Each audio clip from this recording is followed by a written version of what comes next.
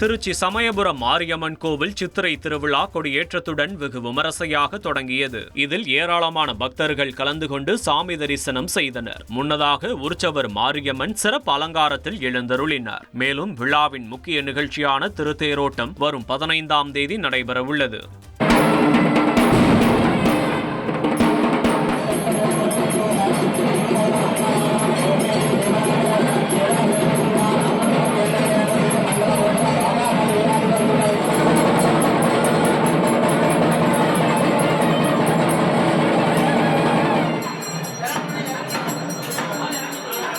ஞாயிறு விடுமுறையை முன்னிட்டு திருவண்ணாமலை அண்ணாமலையார் கோயிலில் பக்தர்கள் கூட்டம் அலைமோதியது.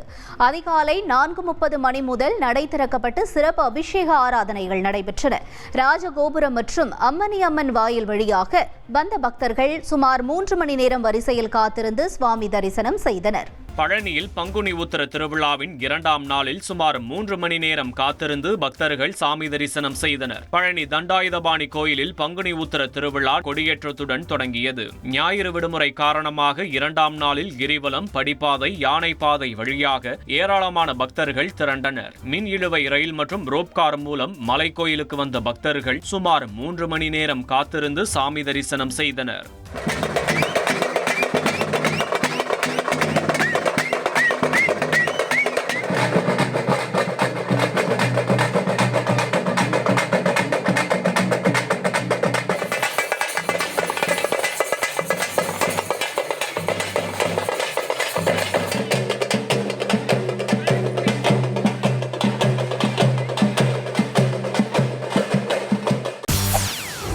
செய்திகளை உடனுக்குடன் தெரிந்து கொள்ள உடனே சப்ஸ்கிரைப் பண்ணுங்க.